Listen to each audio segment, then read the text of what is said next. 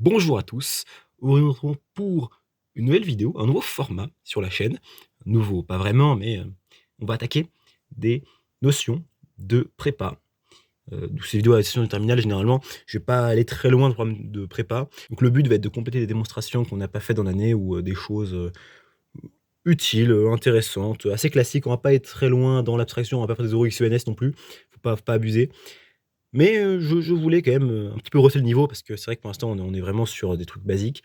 Là, on va attaquer des choses pas non plus extraordinaires, mais on va petit à petit, lentement, on va lentement progresser. Alors aujourd'hui, on va s'attaquer à un thème assez intéressant de l'analyse, qui est, la série harmonique. La série harmonique, donc, qui diverge, avec l'introduction du signe somme. Alors, je crois pas l'avoir déjà mentionné en vidéo, mais oui, le signe somme, c'est assez, facile à comprendre. Alors dans le sigma, qu'est-ce qu'on a? On a un 1 sur k, avec des bornes, donc k va de 1 à n. C'est-à-dire qu'on va sommer, les 1 sur k, tous les 1 sur k, pour k compris entre 1 et n. Donc là, on aura 1 plus 1 demi, plus 1 tiers, plus tata, jusqu'à 1 sur n. Alors moi, j'ai noté Sn ou Hn, ça dépend. Sn pour série et H pour harmonique. Bon. Donc Hn, c'est une suite. Et le terme général de la suite, c'est une somme. Bon, vous verrez ça plus tard. Prépa, on commence à avoir des termes assez alambiqués, des intégrales, des limites. Bon, ça va un peu loin des fois. Donc on va étudier 1 plus 1 demi, plus 1 tiers, plus tata, jusqu'à 1 sur n. Qu'est-ce qui se passe quand on fait tendre n vers l'infini? C'est assez brutal d'un coup, hop. Et bien justement, on ne sait pas. Et un résultat qui est assez connu, c'est que cette série diverge. C'est-à-dire que ça tend vers l'infini. Ça tend vers l'infini parce que c'est une suite qui est croissante. Et donc oui, justement, cette suite est croissante.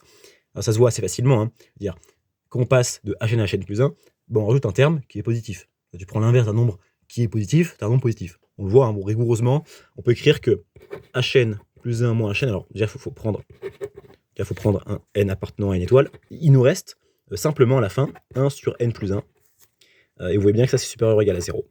Parce qu'on prend l'inverse d'un nombre qui est positif non nul, comme ça. Alors, ça dépend, même strictement croissante. Bon, les gens aiment bien écrire ça aussi. Bon. Et donc, pour montrer que la suite diverge, ben, qu'est-ce qu'on va faire? C'est montrer qu'elle n'est pas majorée. Donc, c'est un ou exclusif dans ce cas-là. C'est soit l'un, soit l'autre. Soit elle converge, elle est majorée, soit elle diverge vers l'infini. L'idée, donc, rigoureusement, c'est de trouver une sous-suite de Hn qui n'est pas majorée, qui tend vers l'infini. Une sous-suite, c'est-à-dire qu'on va prendre une suite de Hn, enfin tu prends une suite qui prend certains termes de Hn et pas d'autres. C'est par exemple Hn plus 1, H indice n plus 1, c'est une sous-suite de Hn. C'est qu'on avait vu le terme en 1. H indice de n, c'est une sous-suite. C'est-à-dire qu'on prend certains termes, globalement c'est ça. Un petit résultat intermédiaire, c'est de montrer que H indice de n moins Hn, et bien ça, est supérieur ou égal à 1,5. Toujours.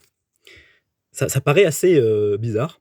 Et ben, je vais vous montrer que c'est pas si bizarre que ça. Parce que H2n moins Hn, comme je l'ai écrit là, on peut utiliser la même technique. Donc couper H2n en deux sommes. Donc la somme qui va de 1 à n et la somme qui va de n plus 1 à 2n. En fait, H2n moins Hn, c'est ça. Et je vais vous faire remarquer un truc, c'est que si on écrit Hn,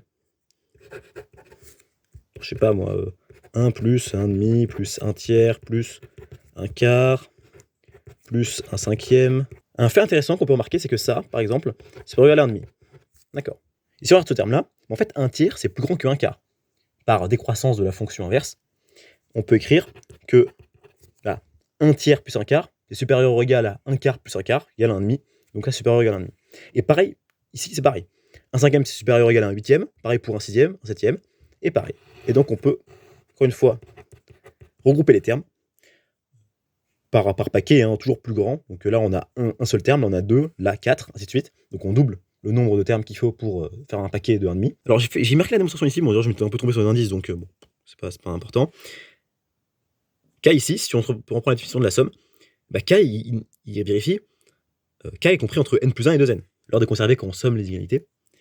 Et on se ramène en fait à notre somme et on tombe pile poil sur ce qu'on voulait. Indice de sommation, notre lettre muette, en fait, elle est comprise entre les deux bornes. Et ça débloque beaucoup d'exercices, par exemple, sur les encadrements et les majorations. Et l'idée va être de se dire, Hn, quand on fait tendre n vers l'infini, des termes, on en a combien? Une infinité. Donc on peut faire une infinité de paquets de 1,5. C'est assez bizarrement. Et donc, arriver à une divergence. Alors ça, sur les intermédiaires, il servait à montrer un autre résultat, qui, là, par contre, est plus intéressant. C'est que si on prend une sous-suite, on va prendre H indice 2 puissance n. Ça paraît bizarre. Mais en fait, ce changement-là, il est pas si, peu naturel que ça. La propriété est assez étrange, en fait. Quand on multiplie par 2 le rang, on ajoute 1/2, supérieur ou égal à rajouter 1/2. Ce qui incite à penser à un logarithme. Par exemple, là, un produit se transforme en somme, et bah là, une puissance va se transformer en produit. En réalité, c'est complètement logique. Bon, c'est propriété. Et on va la montrer par récurrence. Alors, on commence une utilisation.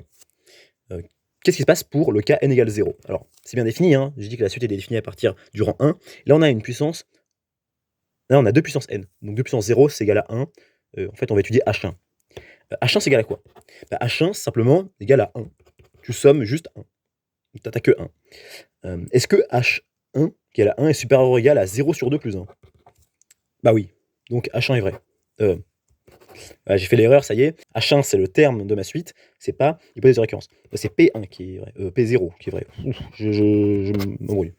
Il nous manque à vérifier l'hérédité. Alors l'hérédité, qu'est-ce qu'on va faire? Eh bien, on va poser n appartenant à grand N. N, oui, c'est bien un grand N. Tel que Pn, vrai. Je me dis que H, indice de n moins Hn est supérieur ou égal à 1,5, mais n, c'est n'importe quoi. N, c'est un entier. Donc c'est vrai pour n'importe quel entier naturel. La propriété est vraie sur 2 puissance n, parce que 2 puissance n, c'est un entier. Donc tu peux proposer grand N égale 2 puissance n, et la propriété est vraie. On a ça, qui est supérieur ou égal à 1,5. Et là, par magie, ça, c'est H, indice 2 puissance n plus 1, supérieur ou égal à 1,5, plus H, indice 2 puissance n. Et là, on utilise l'hypothèse de récurrence. Bon, je vais écrire HR, plus, on avait dit que c'était égal à n sur 2 plus 1. Hop, par hypothèse, on a ceci, ce qui conclut notre démonstration. Hérédité est vraie, et puis conclusion, tac, pour faire une conclusion, pour expliquer que notre hypothèse est vraie, et donc notre propriété est vraie. Pn, bon, je vais écrire simplement un Pn vrai, pour tout n. Et donc, on peut écrire que pour tout n appartenant à grand N, H, indice 2 puissance n, est supérieur ou égal à n sur 2 plus 1. Par minoration, la limite, quand n tend vers plus infini de H en 2n, bah, c'est plus infini. Et là, ça contredit l'hypothèse selon laquelle H indice n, donc la suite entière, est majorée. Là, on a trouvé une sous-suite de Hn qui diverge. Donc Hn diverge. La somme en k allant de 1 à n d1 sur k, bah, ça tend vers plus infini quand n tend vers plus infini. Et ce n'est pas tout. Ce n'est pas tout parce que vous avez parlé de logarithme tout à l'heure. Je vous ai dit que ça rappelait franchement les propriétés de logarithme. Alors ça se démontre par l'étude de fonctions. Il faut montrer, on peut poser une fonction, on dérive, bon, c'est pas très intéressant. J'ai mal fait de l'écrire avec des n, il faut écrire avec des k. En fait, comme on somme pour k entre 2 et n, bah, il vaut mieux écrire avec des k, comme ça sera plus clair. Bon, le k supérieur à 2, c'était pour le ln de k-1, c'est pour que ça définisse. Donc je disais, si on somme chaque terme, alors on fera apparaître Hn, bon, un facteur près, il manque le 1, mais c'est pas grave, on le fera apparaître. Là, c'est beaucoup plus intéressant, on a ce qu'on appelle des séries télescopiques, c'est-à-dire que chaque terme va s'annuler avec l'autre. n plus 1, moins ln de n, bon, plus ln de n-1 plus 1, ça te fait n, moins ln de n-1, ainsi de suite. Et là, on remarque que les n se simplifient. Paf, ce sera le cas jusqu'à la fin en fait. Le ln de n-1 va s'appliquer celui qui sera après, parce qu'on va arriver à n-2, donc ça te fera ln de n-2 plus 1, ln de n-1, ça va simplifier avec celui-là, ainsi de suite. Il restera que le premier et dernier terme. Donc on aura moins ln de 2 à la fin. Pareil pour ici. Et donc, bon, ça c'est une parenthèse. Il nous manque juste un moins 1, bon, c'est pas important. Et là, somme de k égale 2 à n, bon, c'est pareil en fait. Bon, là, c'est la même technique. ln de n, moins ln de 2 moins 1, ln de 1, ça vaut 0. Et puis là, on a juste à mettre un 1 partout. Et là, on a qu'à diviser par ln de n, et c'est terminé. On a exactement ce qu'il nous faut, donc hn sur ln de n. Et bien, ln de n sur n, ça vaut 1, plus 1 sur ln de n. J'ai montré que ln de n tendait vers l'infini, enfin, j'ai déjà dit ça, j'ai cité, bon, moins ln de 2, plus 1 sur ln de n. Alors ça tend vers 1, parce que ça tend vers 1, parce que ln de n plus 1, c'est équivalent à ln de n, plus infini. C'est des choses qu'on apprendrait, mais bon, ça se fait. Ça se tend vers 0, parce qu'on a une constante sur un truc qui tend vers l'infini. Et là, on a 1 plus un truc qui tend vers 0, donc ça tend... Bon, je vais écrire, ça tend vers 1. Ça tend vers 1 par théorème d'encadrement. Bon, on écrit que Hn sur ln de n, ça tend vers 1 quand n tend vers l'infini. Et voilà. C'est exactement ce qu'il fallait montrer. ce qui équivaut à dire que hn c'est équivalent à ln de n, en plus infini. En fait, vous remarquez que la primitive de la fonction qui a t associée à 1 sur t, bah, c'est ln en fait. Et donc ça vient de là. On se retrouve pour d'autres vidéos de ce format-là bientôt.